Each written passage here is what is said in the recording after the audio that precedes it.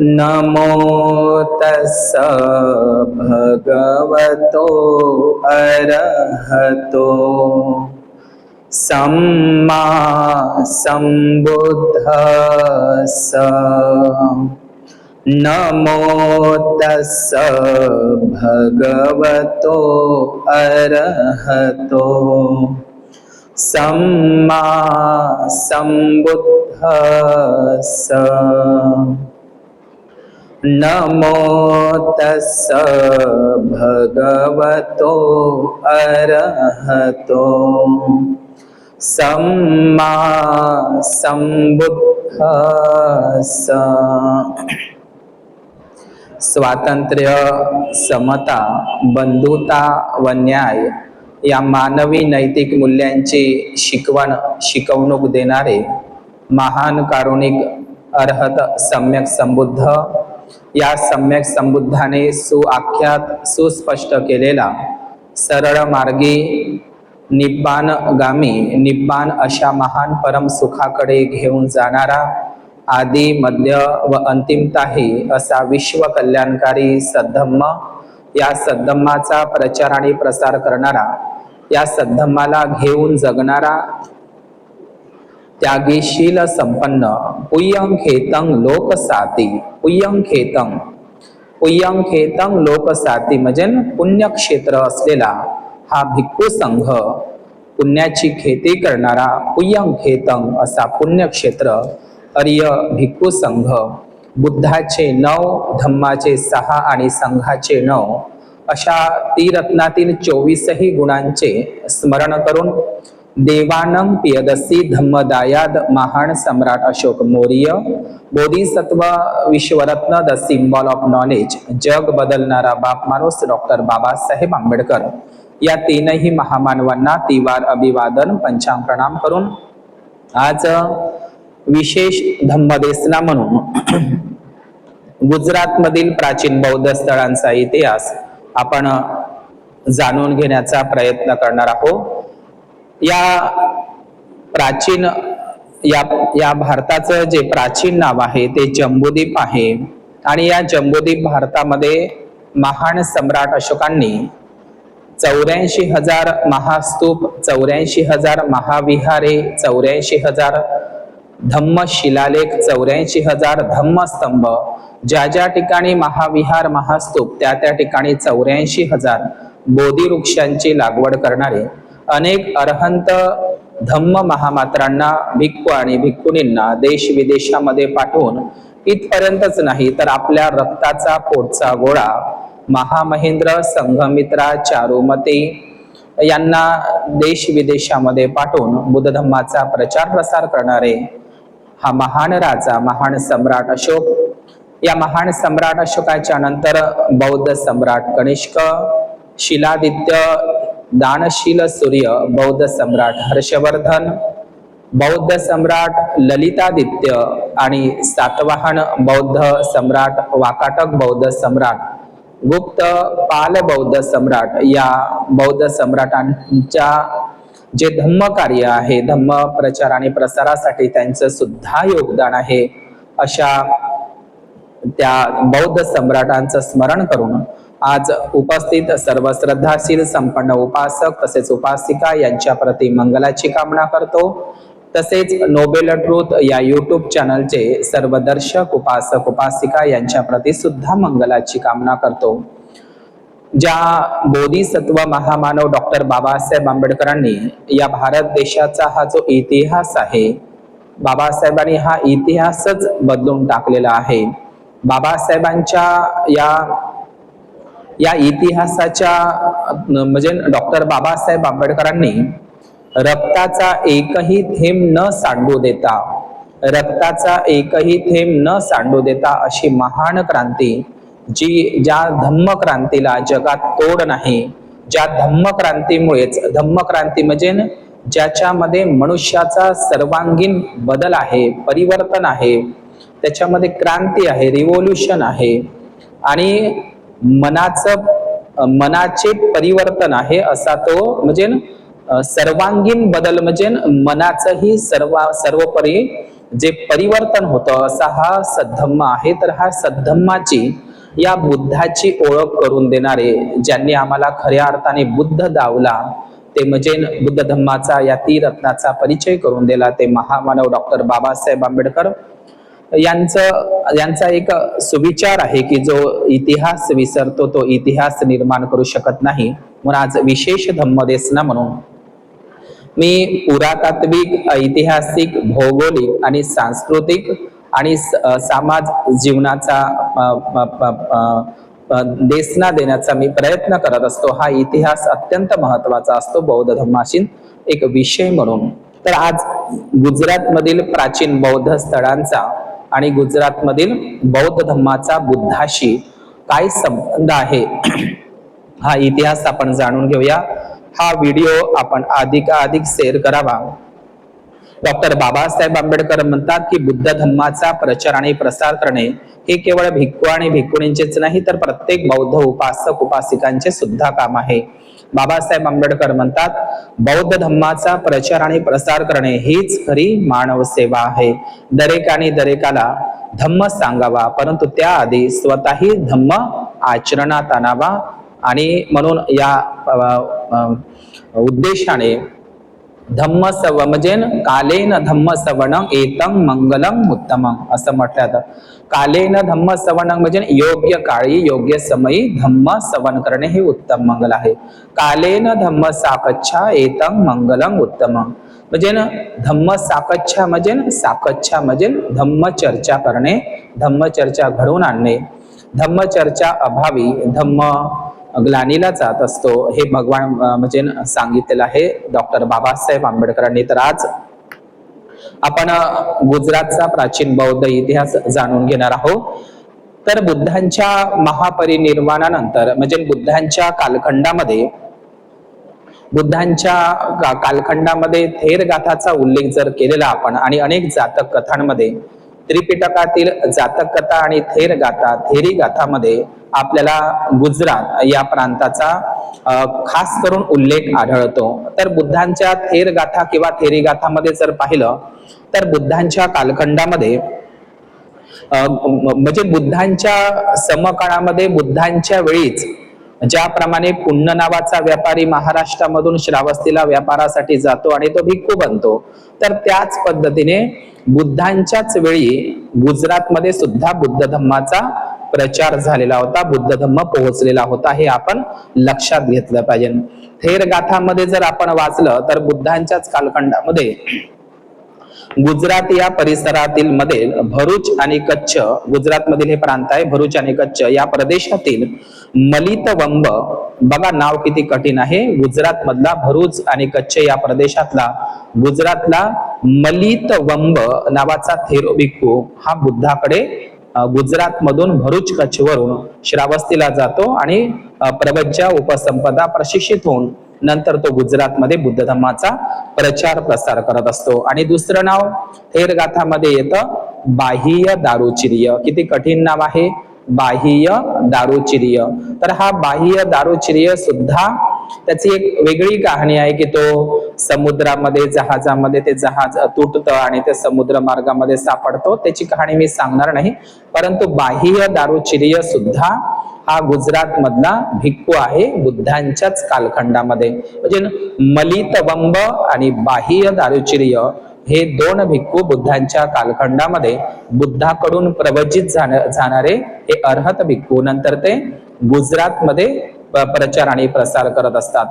जसं महाराष्ट्रामध्ये महाराष्ट्र आहे तसं गुजरातमध्ये सौराष्ट्र आहे. ते सौराष्ट्र नसून ते सुरठ्ठा आहे म्हणजे सौराष्ट्र आहे. म्हणजे जिथे बुद्धाचा धम्म आहे त्याला ते सुरठ्ठ म्हणतात किंवा सौराष्ट्र म्हणजे सुव्यवस्थित राष्ट्र. जिथं बुद्ध धम्माचं पालन करणारे त्या राष्ट्रात ते लोक म्हणून त्याला सुरठ्ठ पालीमध्ये म्हणतात आणि ते सौराष्ट्र आहे.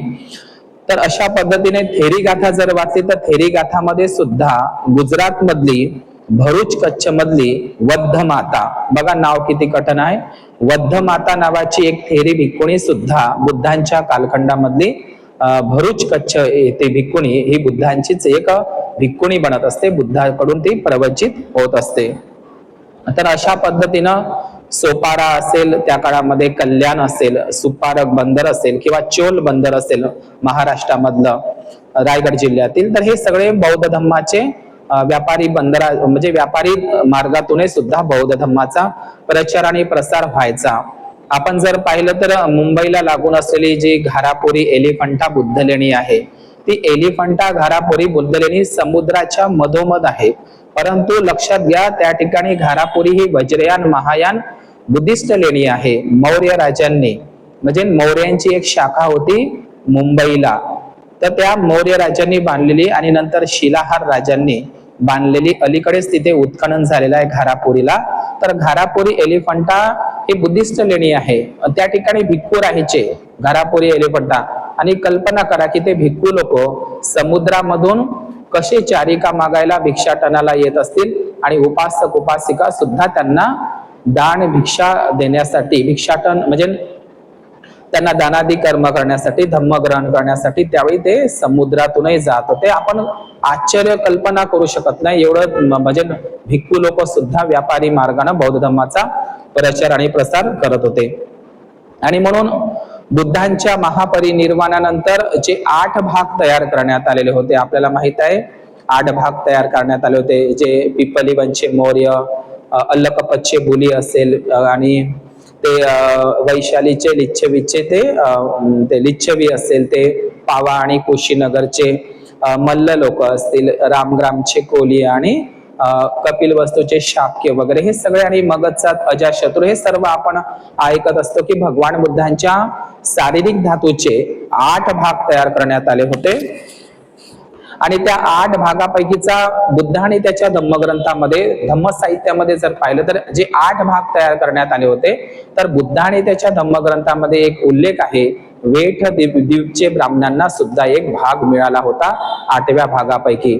वेठ द्वीपचे ब्राह्मण, वेठ म्हणजे काय होते, लिहून आहे बुद्धांनी मध्ये, वेठ द्वीपचे ब्राह्मणांनी सुद्धा एक 8वा भाग नेलेला होता, त्याच्यावर महास्तूप बांधलेला होता, वेठ द्वीपचे ब्राह्मण. पण ते नेमकं कोणतं स्थळ आहे, तर वेठ म्हणजे काय होते, तर वेठ म्हणजे बेट, आणि द्वीप म्हणजे काय, तर द्वीप जे समुद्राच्या बिचोबीच असते. तर ते वेठ द्वीप म्हणजे असं काही लोकांचं, इतिहासकारांचं म्हणणं आहे की आज गुजरातमध्ये जे द्वारिका म्हणतात, द्वारिका हे द्वारिकाच म्हणजे वेठ द्वीप होय, असं काही लोकांचं म्हणणं आहे. किंवा काही इतिहासकारांचं असं म्हणणं आहे की आजचं सोमनाथ नावाचं ठिकाण म्हणजेच वेठ द्वीप होय किंवा द्वारिका नावाचं हे वेठ द्वीप आहे, असं इतिहासकारामध्ये एकमत नाही, परंतु होऊ शकते, ते अज्ञात आहे. आणि म्हणून द्वारिका आणि सोमनाथ या ठिकाणी सुद्धा प्राचीन बौद्ध स्तूप होते, हे मात्र आता सगळ्यांनाच माहित आहे. तर जे आपल्याला सांगितलं जातं महाभारतामध्ये, भगवद्गीतामध्ये की कृष्णाची द्वारिका समुद्रात बुडाली, कृष्णाची द्वारिका समुद्रात बुडाली, तर ती द्वारिका नसून तोच तो वेठद्वीपचा तो भगवान बुद्धांचा स्तूप समुद्रामध्ये गेलेला आहे, असंही काही इतिहासकारांचं म्हणणं आहे की ती द्वारिका नसून वेठद्वीपच्या ब्राह्मणाचा तो 8व्या महास्तूपापैकीचा एक महास्तूप होय, असंही काही इतिहासकारांचं म्हणणं आहे. तर हे गुजरात, नाशिकला ज्या गोदावरी नदीच्या तीरी नाशिकला ज्या त्रिरश्मी बौद्ध लेण्या आहे, या त्रिरश्मी बौद्ध लेण्यांमध्ये त्या बौद्ध गुफांमध्ये गुजरात शहराचा उल्लेख आलेला आहे. गुजरात शहराचा उल्लेख म्हणजे कसा की त्रिरश्मीच्या लेणीच्या म्हणजे लेणी खोदकाम करण्यासाठी गुजरातच्या उपासकांचे दान असा उल्लेख आलेला आहे. म्हणजे जी जुन्नर शिवनेरीची लेणी आहे आणि नाशिकची त्रिरश्मी बुद्ध लेणी आहे, त्या बुद्ध लेणींमध्ये गुजरातवरून सुद्धा या बुद्ध लेणीच्या खोदकामासाठी उपासकांनी दान, धम्मदान किंवा योगदान दिलेलं आहे, असा उल्लेख आपल्याला सापडतो. आणि सोबतच ज्या जातक कथा आहे त्रिपिटकांमधल्या, या जातक कथेमध्ये सूरभंग जातक कथा असेल, सुपारक जातक कथा असेल किंवा ससोंदी जातक कथा असेल, या जातक कथांमध्ये सुद्धा गुजरात भरूकच्छ म्हणजे गुजरात प्रांतांचा उल्लेख आपल्याला जातक कथांमध्ये सुद्धा आढळतो. आणि तिसरी गोष्ट, जो मौर्य घराण्याचा संस्थापक जो चंद्रगुप्त मौर्य आहे, या चंद्रगुप्त मौर्यांनी आपली प्रांतिक राजधानी जुनागड गिरनारला, ज्याप्रमाणे जुन्नर शहर आहे, जुन्नर जीन म्हणजे बुद्ध होत असते, जीन नगर म्हणजेच जुन्नर, जसं महाराष्ट्रामध्ये जुन्नर शिवनेरी आहे त्याचप्रमाणे ते जून जून म्हणजे काय ते जिन, बुद्धालाच जिन म्हटलेलं आहे, मग ते जिन्नर आहे आणि ते जिर्नर आता ते जुन्नर झालेलं आहे. तर अशाच पद्धतीने गुजरातमध्ये सुद्धा जुनागड आहे, तर ते जिनागड आहे. वास्तविक जिन बुद्धालाच म्हटलेलं आहे पाली भाषेमध्ये, जिन जिन.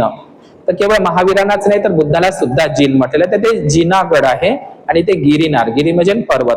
तर चंद्रगुप्त मौर्यांनी जे गुजरातच्या गिरनार जुनागडला म्हणजे भारतामध्ये सर्वात मोठा सम्राट अशोकाचा शिलालेख जर कुठे असेल तर तो जुनागड गिरनारला आहे. आणि चंद्रगुप्त मौर्यांनी मौर्य काळामध्ये तिथे जुनागड गिरनारला सुदर्शन नावाचं झील, सुदर्शन नावाचा तलाव चंद्रगुप्त मौर्यांनी बांधलेला होता. आजही सुदर्शन तलाव तुम्हाला गुजरातमध्ये दिसते. सुदर्शन नाव हे बौद्ध भिक्खूंचं नाव आहे, पण नंतर ब्राह्मणांनी सुदर्शन चक्र वेगळं बनवलेलं आहे.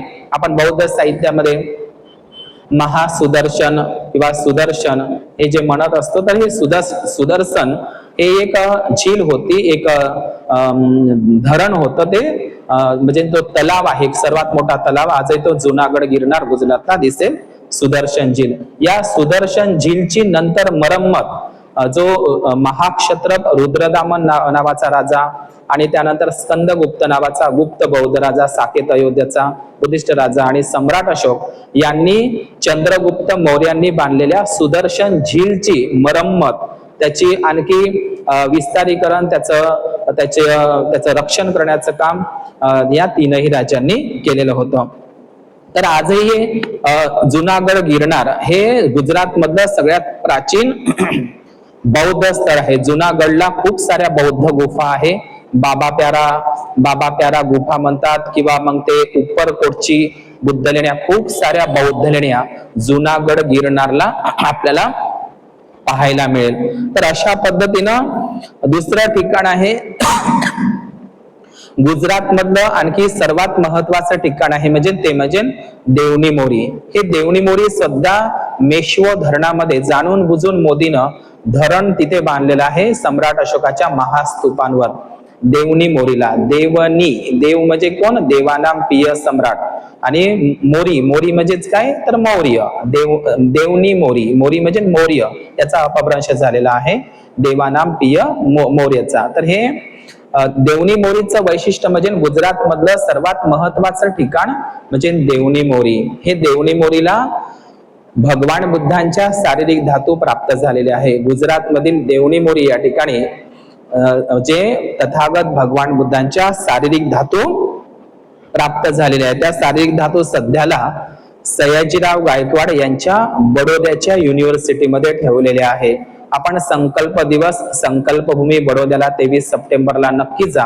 दरवर्षी तिथं आपण 23 सप्टेंबरला गेलं पाहिजे. तर तिथे या बडोद्याला देवणी मोरीच्या भगवान बुद्धांच्या धातू, शारीरिक धातू तिथं बडोद्याला ठेवलेले आहे, त्याही सुद्धा आपल्याला पाहायला मिळेल. आणि दुसरी गोष्ट जी तिसरी बौद्ध धम्म संगीतीची भरविण्यात आली होती मोगली पुत्ततीस यांच्या नेतृत्वामध्ये अशोकाराम महाविहारामध्ये पाटलीपुत्र पटण्याला. तर ज्या तिसऱ्या बौद्ध धम्म संगीतीमधून महान सम्राट अशोकांच्या नेतृत्वामध्ये आणि तीस भंतेंच्या मार्गदर्शनामध्ये यवन धम्मरक्षित नावाच्या अर्हत भिक्खूला म्हणजे सम्राट अशोकांनी धम्म प्रचारासाठी गुजरातमध्ये यवन धम्मरक्षित नावाच्या अर्हत भिक्खूला बौद्ध धम्मासाठी गुजरातमध्ये पाठवलेलं होतं. संपूर्ण गुजरातमध्ये यवन धम्मरक्षित नावाच्या बौद्ध भिक्खूनं सम्राट अशोकांनी पाठवलेल्या भिक्खूनं गुजरातमध्ये प्रचार केलेला होता. म्हणून हे सौराष्ट्र गुजरात मधलं जे अत्यंत महत्वाचं ठिकाण म्हणजे सोमनाथ. संतेन सोम विधीना जितवा मुनिंदो. संतेन सोम विधीना, ज्यांनी आपल्या सौम्य बळानं जिंकून घेतला आहे, त्यामुळे त्या बलाने आपलं मंगल जय आपण म्हणत असतो. तर सोम हा शब्द चंद्र नाही, सोम म्हणजे दारू नाही, तर सोम म्हणजे सौम्य होत असते. बुद्धालाच लोकनाथेन पूजिता म्हणतो. लोकनाथ, सोमनाथ, जगन्नाथ, बद्रीनाथ हे सगळे बुद्धांचे विशेषण आहे आणि ते 100 सहस्त्र नाम आहे भगवान बुद्धांचे. गुणवाचक, आदर्शवाचक आणि ते बलवाचक नाव आहे बुद्धांचे, संबुद्धांचे, लक्षात घेतलं पाहिजे.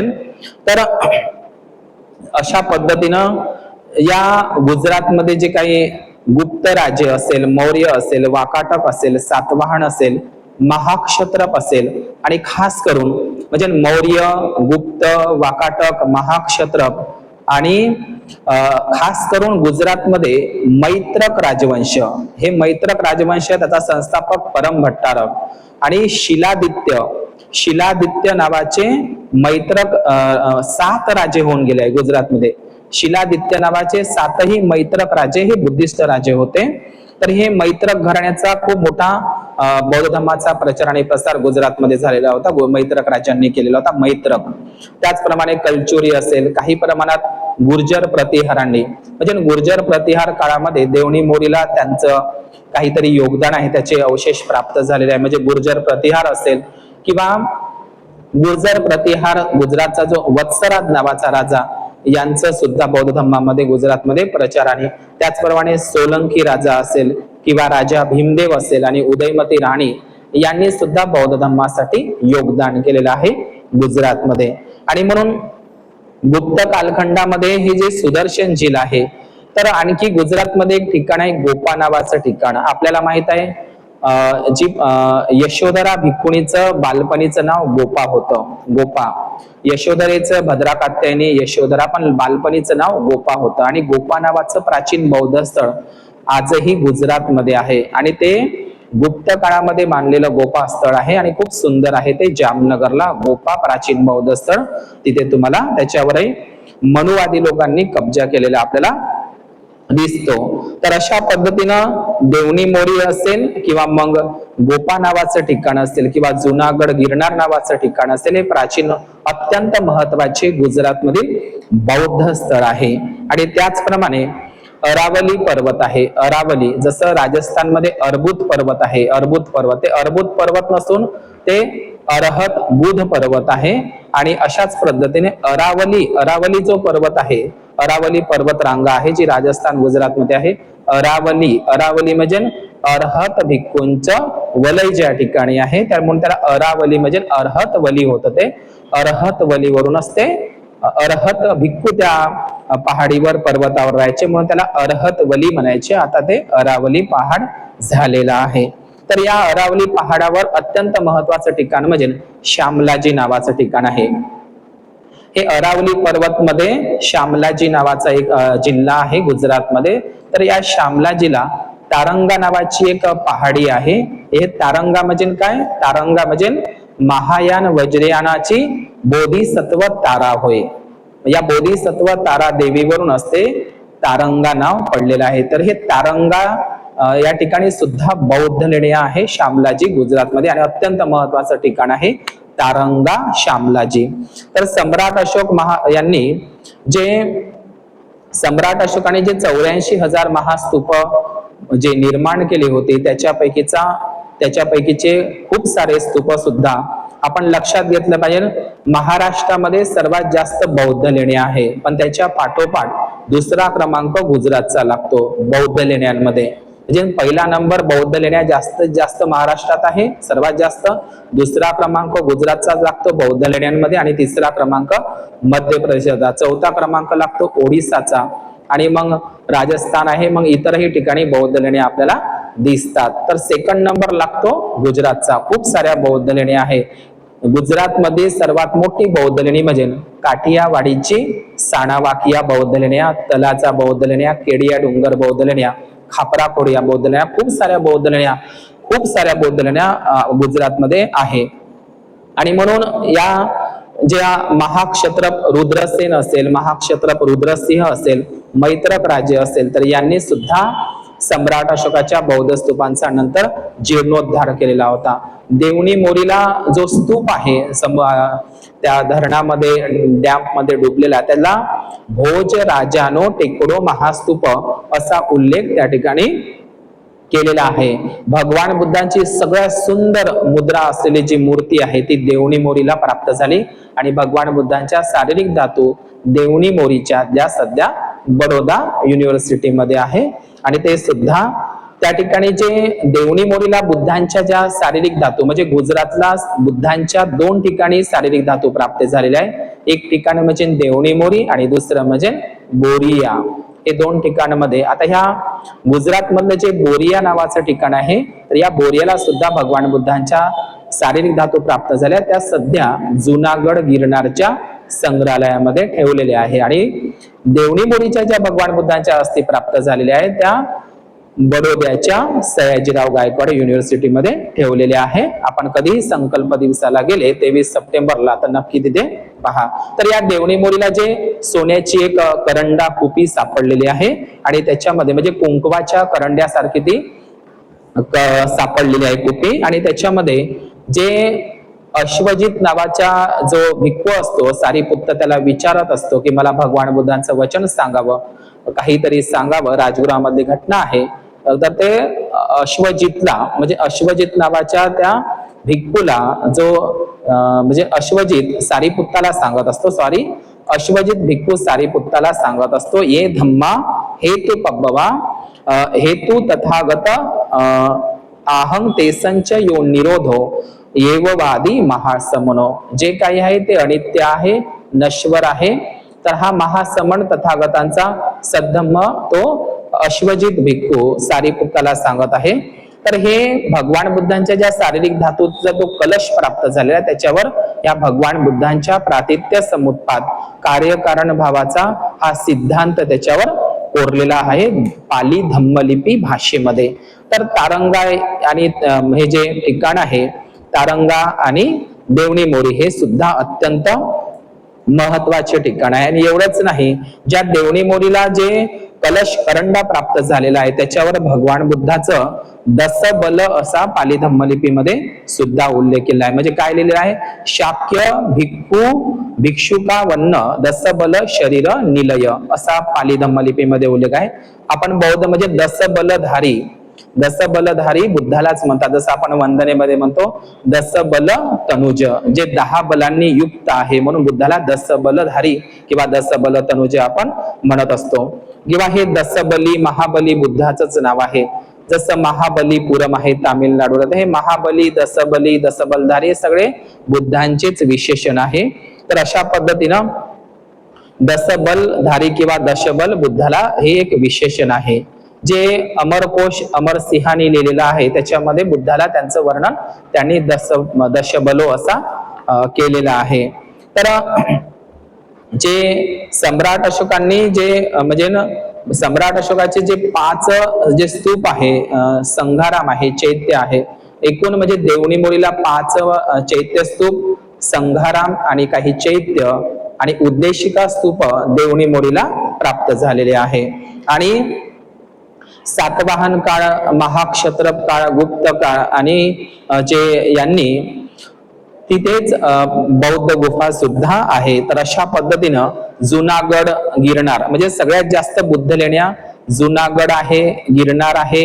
आणि सर्वात जास्त बौद्ध लेण्या म्हणजे कमीत कमी 200 बौद्ध लेण्या काठियावाडीला, ज्या उना हत्याकांड झालं होतं गुजरातला त्या उनापासून जवळच आहे. मी स्वतः तिथे गेलेला आहो. सानावाकिया बौद्ध गुफा सगळ्यात मोठ्या बौद्ध गुफा. साना म्हणजे काय, तर साना म्हणजे खरपाच्या दगडाच्या आहे म्हणून त्याला सानावाकिया.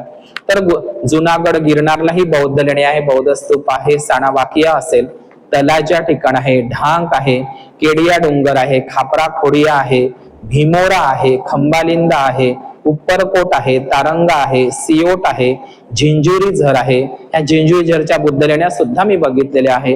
राणपूर आहे, सोमनाथला सुद्धा बौद्ध लेण्या आहे. सोमनाथला प्राचीन महाविहारही होतं आहे आणि ते सोमनाथला सुद्धा बौद्ध लेण्या आहे.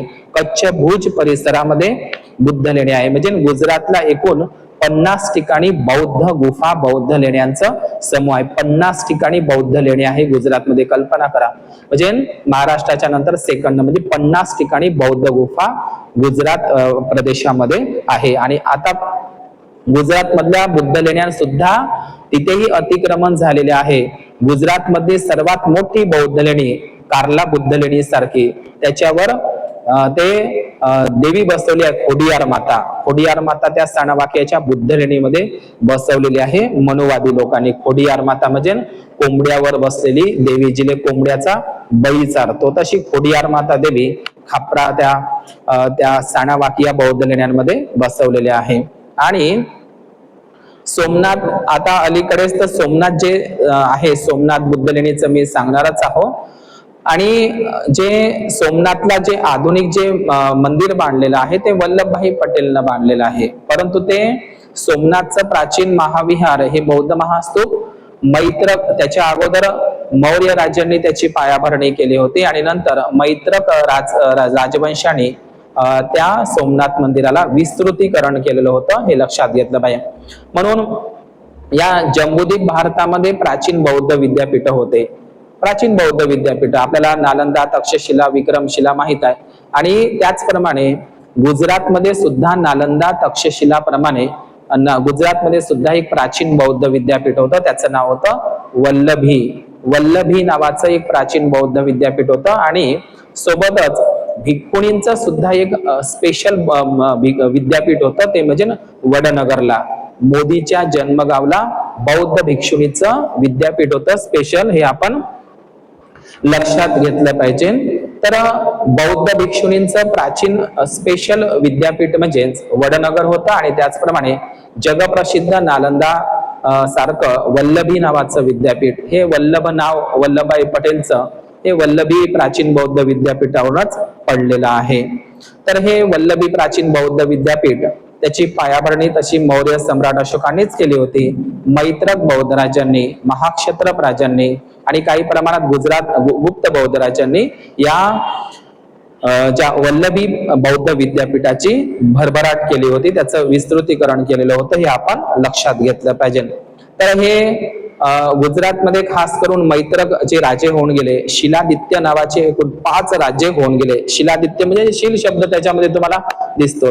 आणि या वल्लभी विद्यापीठामध्येच अत्यंत महत्वाचे ज्या 2 भिक्खूंचं नाव येतं, जे वल्लभी विद्यापीठामध्येही शिकले आणि ते नालंदा विद्यापीठामध्ये सुद्धा शिकले, आचार्य म्हणून राहिले, ते 2 भिक्खू गुजरातचे अत्यंत प्रसिद्ध आणि विद्वान भिक्खू होते वल्लभी विद्यापीठामधले गुजरातचे, ते म्हणजे स्थिरमती आणि गुणमती. नाव लक्षात घ्या, स्थिरमती आणि गुणमती नावाचे हे विद्वान भिक्खू वल्लभी विद्यापीठाचे आचार्य कुलगुरू सुद्धा राहिलेले आहे. आणि म्हणून 60,000 म्हणजे जेव्हा जे बौद्ध भिक्खू आहे तर त्या ठिकाणी 6,000 भिक्खू राहायचे. म्हणजे फाययान आणि युआन शॉंग यांनी जेव्हा चीनी बौद्ध भिक्खूंनी या वल्लभी बौद्ध प्राचीन विद्यापीठाला भेट दिली, तेव्हा त्यांनी या वल्लभी प्राचीन बौद्ध विद्यापीठामध्ये 6,000 हिनयान भिक्खू आणि काही महायानी भिक्खू त्यांनी बघितलेले होते. त्याचप्रमाणे युआन शॉंग असेल, इत्सिंग असेल, यांनी सुद्धा या वल्लभी बौद्ध विद्यापीठाला भेट दिलेली होती, हे आपण लक्षात घेतलं पाहिजे. हा वल्लभी या नालंदा सारखं अत्यंत महत्वाचं ठिकाण म्हणजे वल्लभी नावाचं हे ठिकाण, आपण कधीही गुजरातला गेलं तर आपण नक्कीच वल्लभीला जा. तर अशा पद्धतीनं हे जे ठिकाण आहे, हे वल्लभी नावाचं हे प्राचीन बौद्ध विद्यापीठ आहे. हे प्राचीन बौद्ध विद्यापीठ गुजरातमध्ये अत्यंत महत्वाचं आणि बौद्ध धम्म प्रचार आणि प्रसाराचं एक महत्वाचं केंद्र वल्लभी होतं. त्याचप्रमाणे या मैत्रक राजांनी जे खूप मोठं योगदान बौद्ध धर्माच्या प्रचारासाठी मैत्रक राजवंशाचं, तर त्याच्यामध्ये गुहसेन मैत्रक राजा असेल, ध्रुवसेन असेल, रुद्रसेन असेल आणि 7 शिलादित्य राजे असेल, तर एकूण त्यांनी मैत्रक राजांनी त्यांच्या कालखंडामध्ये एकूण 20 बौद्ध महाविहारांचं बांधकाम केलं होतं. त्यापैकी मग ते गोपा महाविहार असेल, सोमनाथ महाविहार असेल आणि वडनगर येथे सुद्धा मैत्रक राजांनी महाविहार बांधली होती. आणि अशा पद्धतीने वडनगर हे अत्यंत महत्वाचं ठिकाण आहे. जे वडनगरचं जे प्राचीन बौद्ध विद्यापीठ आहे, जे भिक्खुनींचं विद्यापीठ होतं गुजरात मधलं वडनगर, ज्याचं जुनं नाव आनंदनगर होतं. आजही आनंद नावाचा जिल्हा आपल्याला गुजरातमध्ये दिसतो. दूध उत्पादनासाठी फेमस आहे, लोकप्रिय आहे आनंद जिल्हा, आनंद भिक्खूवरून.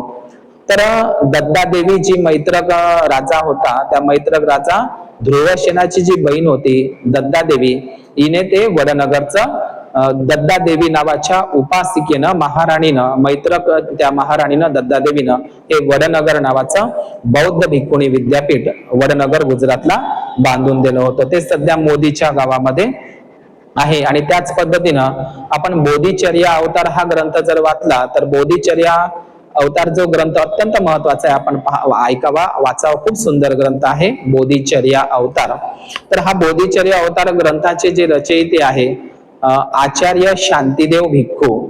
आचार्य शांतिदेव भिक्खू यांचं जन्मस्थान सुद्धा वल्लभी गुजरात आहे. गुजरात मधलेच ते रहिवासी, गुजरातमध्येच त्यांचा जन्म झाला वल्लभी या ठिकाणी. आचार्य भिक्खू शांतिदेव. तर या शांतिदेव हे जे शांतिदेव भिक्खू आहे यांची प्रवज्या आणि उपसंपदा जे नालंदाचे कुलगुरू भिक्खू होते, जयदेव नावाचे भिक्खू होते. नालंदा विद्यापीठाचे कुलगुरू आचार्य जयदेव नावाच्या भिक्खूंकडून ते नालंदाला गेले शांतिदेव, आणि त्यांनी प्रवज्या आणि उपसंपदा प्रशिक्षण जयदेव भिक्खू कडून घेतलेले होतं. तर शांतिदेव भिक्खूंचं खूप मोठं एक वैभव होतं आणि शांतिदेव भंतेचं खूप मोठं योगदान. नंतर ते वल्लभीला जातात आणि संपूर्ण गुजरातमध्ये शांतिदेव नावाचे आचार्य भिक्खू बौद्ध धर्माचा प्रचार प्रसार करत असतात. तर हे गुजरात मधलं अत्यंत महत्वाचं ठिकाण म्हणजे सोमनाथ नावाचं ठिकाण. तर सोमनाथ म्हणजे काय? सोमनाथ म्हणजे संतेन सोमविधीना. तर बुद्धांचे अत्तही अत्तनो नाथो कोई नाथो परोसिया, म्हणजे आपण स्वतः स्वतःचा नाथ बना, स्वतः स्वतःचा स्वामी बना, हे बुद्धाने सांगितलंय. नाथ हा शब्दच पाली आहे. लोकनाथे न पूजिता. लोकनाथ कोणाला म्हटलंय? बुद्धाला. लोकनाथ, सारनाथ, अजिंठाच्या लेणीमध्ये तर बुद्धांचा उल्लेख मुनींद्रनाथ म्हणून केलेला आहे. अजिंठा लेणीमध्ये मुनींद्रनाथ असा उल्लेख आहे. तर सोमनाथ, सारनाथ, मुनींद्रनाथ, विश्वनाथ, जगन्नाथ, नागनाथ, आर्यनाथ, मैत्रेयनाथ, त्रिलोकीनाथ, बुद्धनाथ, सिद्धनाथ, रूपनाथ, मंजुनाथ, एकनाथ, आदित्यनाथ, आदिनाथ, अमरनाथ, स्वयंभूनाथ, पंढरीनाथ, वैद्यनाथ, ही सर्व बुद्धांचेच विशेषण आहे. हे लक्षात घेतलं पाहिजे. सर्व नाथपंथी, 84 सिद्धनाथपंथी, आदिनाथपंथी, नवनाथपंथी, महानुभावपंथी, बसव अण्णापंथी हे सगळे प्राचीन काळातले बुद्धिस्ट होते. वारकरी पंथ सुद्धा हा उत्तरवर्ती बुद्ध धर्माचाच एक पार्ट आहे, हे आपण लक्षात घेतलं पाहिजे. तर अशा पद्धतीनं हे सोमनाथचं जुनं नाव प्रभास पट्टणम आहे. जसं भगवान बुद्धांचं प्रभास पट्टणम, प्रभास म्हणजे काय होते? आभा, प्रकाश. बुद्धांची जी प्रभा आहे ज्ञान प्रभा, तर हे प्रभास पट्टणम हे सुद्धा सोमनाथचं जुनं नाव आहे. वेरावल सुद्धा या नावानं सुद्धा ते ओळखलं जातं. तर सोम म्हणजे काय? तर सोम म्हणजे चंद्र नाही होत, सोम म्हणजे दारूही नाही होत, मदिरा नाही होत, सोम म्हणजे सौम्य होत असते. तर हे सोम विधिना. तर सोम जे आपण बौद्ध धर्मामध्ये पाहिलं तर जातक कथामध्ये सुत सोम नावाची जातक कथा आहे, किंवा बुद्धांच्या कालखंडामध्ये थेरीगथामध्ये बुद्धांच्या एका भिक्खू शिष्याचं नाव सोम मित्र होतं, किंवा सोमदत्त सुद्धा होतं. आणि ज्याप्रमाणे गुजरातमध्ये सोमनाथ आहे, तर त्याचप्रमाणे बांगलादेशमध्ये सोमपुरी आहे. सोमपुरा किंवा सोमपुरी महाविहार किंवा सोमपुरी विद्यापीठ म्हणतात प्राचीन, जे पाल बौद्ध राजांनी बांधलेलं होतं. ते आपल्या भारताचा जम्बूद्वीपाचाच भाग होता.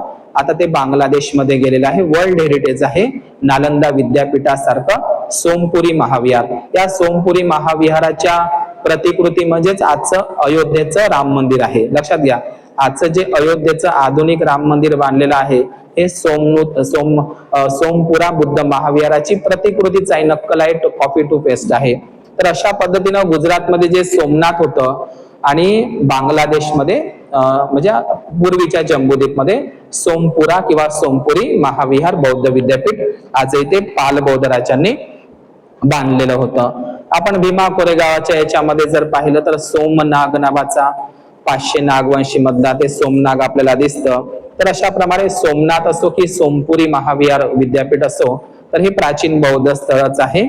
आणि आजही आपण जाती आणि पोटजाती तर मानत नाही. आजही आपण आपल्या याच्यामध्ये लाडवण, बावणे, कोसरे जे काही लोक मानतात, आपण पोटजाती मानायला नाही पाहिजे, नष्ट करायला पाहिजे. तर आजही सोमवंशी किंवा सोमस हे आपल्यामध्ये एक पोटजात मध्ये आहे. तर सोम हा शब्द बौद्ध संस्कृतीशी निगडीत आहे आणि छत्तीसगडमध्ये खास करून एक नागवंश होऊन गेला, सोमवंशी नागवंश, ज्यांनी छत्तीसगडला सिरपूरचं प्राचीन बौद्ध विद्यापीठ बांधून दिलं. महाशिवगुप्त बालार्जुन राजा हा सोमवंशी नागराजा होता. म्हणजे आजचं जे सिरपूर छत्तीसगडचं प्राचीन बौद्ध विद्यापीठ आहे ते सोमवंशी नागराजांनी बांधलेलं होतं, हे लक्षात घ्या. तर सोमवंशी हे नागराजे होते. नंतर हा सोमवंशी किंवा सोमस हे पोटजाती विशेषण लावलं गेलेलं आहे. तर सोमवंशी हे छत्तीसगड दक्षिण कोस्टल मधले सोमवंशी राजवंश आहे, नागवंश आहे, लक्षात घ्या. आणि त्या सोमवंशी नागराजांनीच ते सिरपूर प्राचीन बौद्ध विद्यापीठ बांधलेलं आहे. आपल्या बौद्ध धर्म जातकथामध्ये सामकुमार जातक कथा असेल आणि सोमवंशी, आजही आपल्या अस्पृश्य बौद्ध समाजामध्ये सोमवंशी, सोमकुंवर हे आडनाव आजही आपल्याला सापडतात. कारण हे सोमवंशी नागराजांचेच हे सोमकुंवर किंवा सोमवंशी जे आडनाव आपल्याला बौद्ध समाजामध्ये सापडतात, तर हे सोमवंशी नागराजांचेच वंशज आहे दक्षिण कोकण छत्तीसगड मधले. तर हे सोमनाथ बौद्ध महाविहार मैत्रक बौद्ध राजांनी बांधलं. त्यांचे संस्थापक होते परमभट्टारक आणि शिलादित्य आणि महाक्षत्रप रुद्रसेन राजाने सुद्धा त्याला योगदान केलेलं आहे. तर हे सोमनाथ प्राचीन जे बौद्ध विहार होतं समुद्राच्या काठी गुजरातमध्ये, तर हे सोमनाथ मंदिराला GPR नावाचा मशीन, 5 करोडचा GPR नावाचा मशीन स्वतः नरेंद्र मोदी त्याचे अध्यक्ष आहे विदेशातून बोलावला आणि त्या ठिकाणी IIT गांधीनगरच्या द्वारे तिथे ते GPR मशीन लावला, जे जमिनीच्या आरपार दिसतं. तर त्या गर्भगृहामध्ये शिवलिंगापाशी ते GPR मशीन सोमनाथ मंदिराला लावला, 5 करोडचा मोदीनंच आणला आणि त्या ठिकाणी सोमनाथ मंदिराच्या खाली 1 नाही 2 नाही 3 मंजिला बुद्ध विहार प्राप्त झालेला आहे. त्याचा 32 पानाचा रिपोर्ट IIT गांधीनगरला सादर करण्यात आलेला आहे.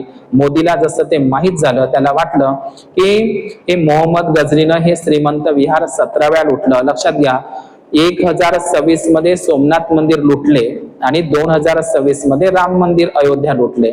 तर ते लक्षात घेते त्या ठिकाणी 3 मजल्याचं बुद्ध विहार लागलं सोमनाथ महाविहाराच्या खाली.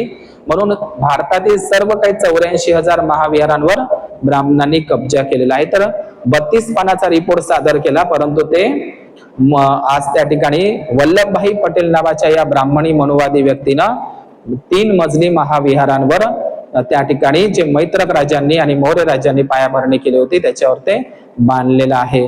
कार्बन डेटिंग नुसार आर्कोलॉजिकल सर्वे ऑफ इंडियाच्या माध्यमातून त्या ठिकाणी उत्खनन झालं आणि सोमनाथ मंदिराच्या खाली 3 मंजिला महाविहार प्राप्त झालेला आहे. तर हे सोमनाथ मंदिर जे सोमनाथ महाविहार होतं प्राचीन काळामध्ये, तर अशा पद्धतीनं ते सोमनाथ मंदिर श्रीमंत मंदिर होतं. ते 17व्या मोहम्मद गझनीनं लुटलं असं म्हणतात, परंतु आता ती खोटी गोष्ट आहे. 17व्या मोहम्मद गझनीनं नाही, ब्राह्मणांनीच लुटलेलं आहे. आणि आजही 84,000 बुद्ध विहार त्यांच्याच कब्जामध्ये आहे. आजही ते महाबोधी महाविहार हजारो वर्षापासून हजारो मंदिरामधून ते लुटत आहे आणि डकेटी टाकत आहे, लक्षात घ्या.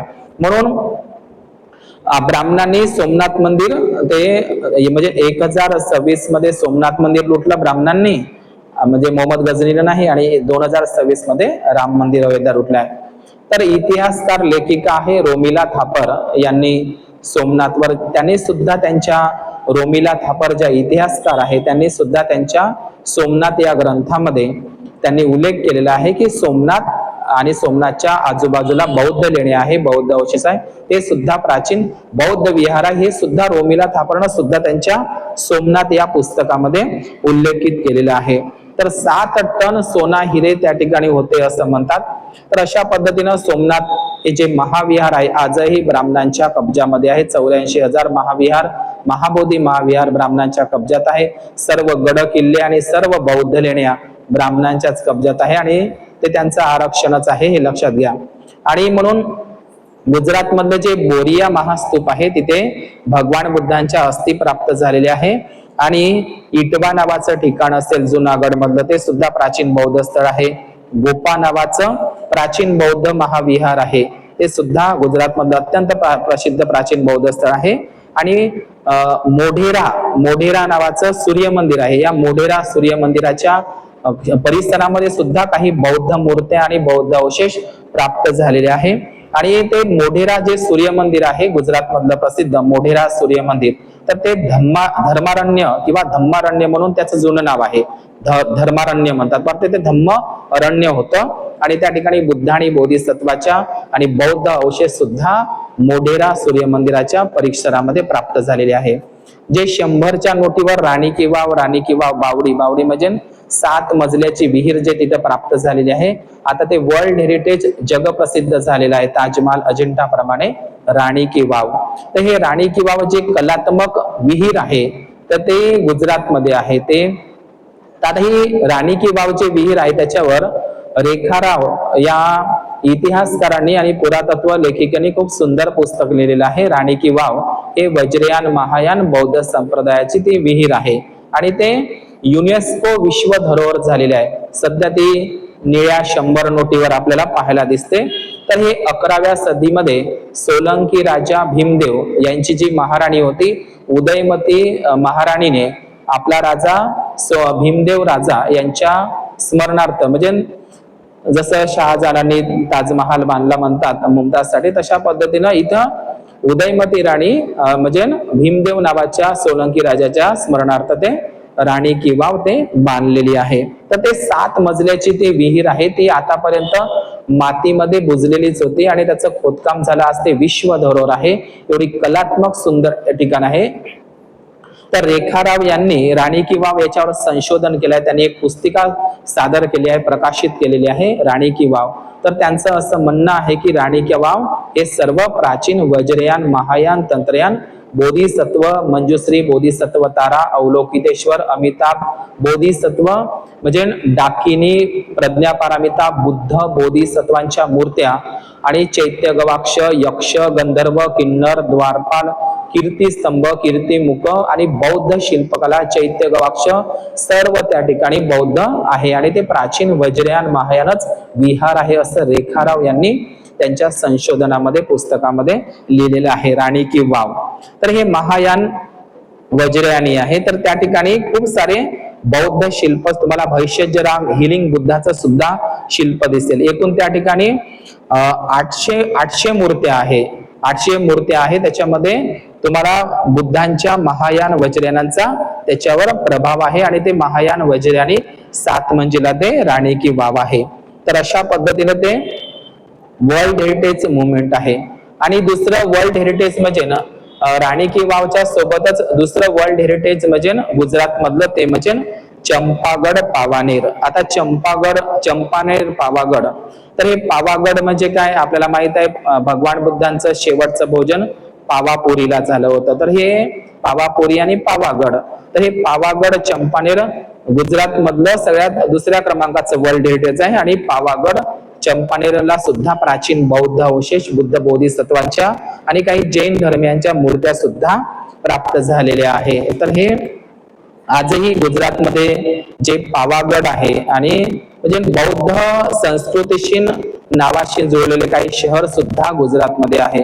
जसं पावापुरी हे प्राचीन बौद्ध स्थळ आहे, तर तसंच गुजरातमध्ये पावागड हे प्राचीन बौद्ध स्थळ आहे.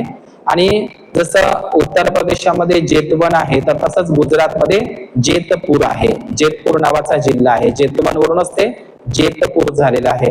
जसं आनंद नावाचा जिल्हा आहे गुजरातमध्ये, तर आनंद हे एका भगवान बुद्धांची 25 वर्ष सेवा करणाऱ्या आनंद भिक्खूंचंच ते नाव आहे. आणि आनंद सागर हे वडनगरचं जुनं नाव होतं गुजरातमध्ये. आणि स्थिरमती, आता हे स्थिरमती आणि गुणमती नावाची जो 2 भिक्खू होऊन गेले वल्लभी विद्यापीठ गुजरातमध्ये, हे स्थिरमती आणि गुणमती वरून असते साबरमती असं नाव ते पडलेलं आहे. आणि साबरमती वरूनच ते 3 बंदर गांधी के म्हणतात. ते 3 बंदर गांधी के नाही, ते बुद्धाचे आहे जे सध्या वर्धा सेवाग्राम बापू कुटीला ठेवलेले आहे. तर ते बुरान देखो बुरान सुनो आणि बुरान बोलो हे बुद्धांच्या जातकतेची बुद्धांची शिकवण आहे. म्हणजे जे आपण म्हणतो बुरान बोलो म्हणजे महामंगल सूक्तामध्ये सुभाषिताच यावाच्या एकंग मंगलंग मुत्तम म्हणजे सुभाषित बोलणे म्हणजे चांगले बोलणे बुरान बोलो.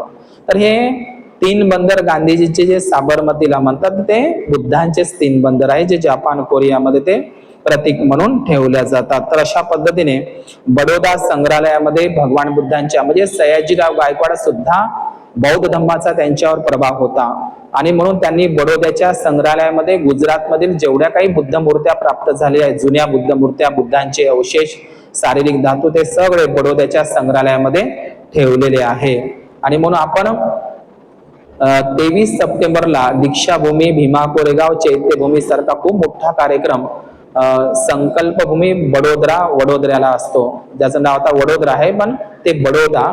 तर आपण दरवर्षी 23 सप्टेंबरला बडोद्याला गेलं पाहिजे. 23 सप्टेंबर यावर्षी आपण सर्वांनी चलायचं आहे. 23 सप्टेंबरला खूप मोठा कार्यक्रम असतो. बाबासाहेब त्या ठिकाणी 11 दिवस राहिले, त्यांचा अपमान झाला ऑफिसमध्ये आणि भगवान बुद्धांच्या अस्थी सुद्धा सयाजीराव गायकवाडांनी गुजरातच्या देवणी मधून तिथून आणून त्या आजही बडोद्याच्या संग्रहालयामध्ये ठेवलेले आहे.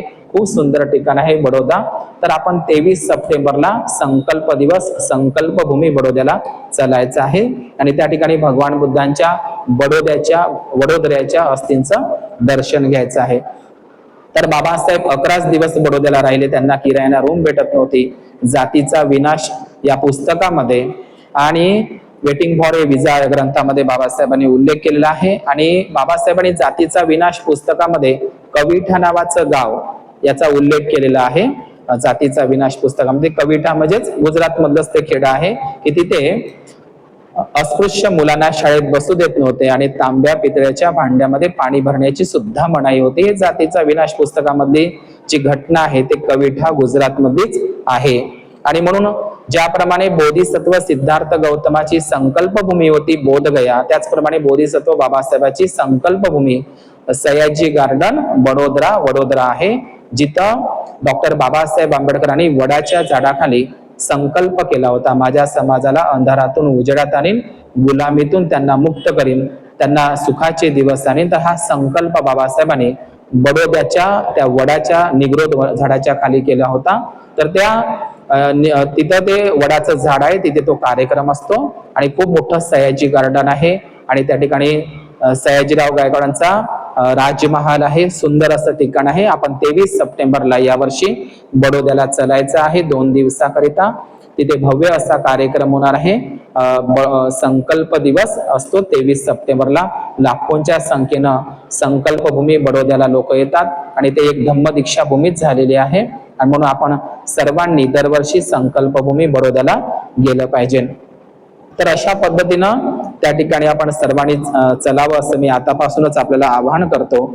आणि 16 जून 1936 ला डॉक्टर बाबासाहेब आंबेडकरांनी जे मुंबईला कामाठीपुरा परिसरामध्ये ज्या दासी, जोगतिनी आणि वेश्या स्त्रियांना मार्गदर्शन केलं होतं, 16 जून 1936 ला कामाठीपुरा मुंबईला काही दासी, जोगतिनी ज्या काही स्त्रिया होत्या, मुरळ्या स्त्रिया आणि काही वेश्या स्त्रिया कामाठीपुऱ्याच्या, तर त्याच्यामध्ये गुजरात मधली काठियावाडची गंगूबाई काठियावाडी ज्याच्यावर सिनेमा आला होता, ते सुद्धा ते क्षेत्र सुद्धा हे काठियावाडी हे ठिकाणी सानावाकियाच्या बौद्ध लेण्या आहे. सर्वात जास्त बौद्ध लेण्या काठियावाडी सानावाकियालाच आहे गुजरातमध्ये.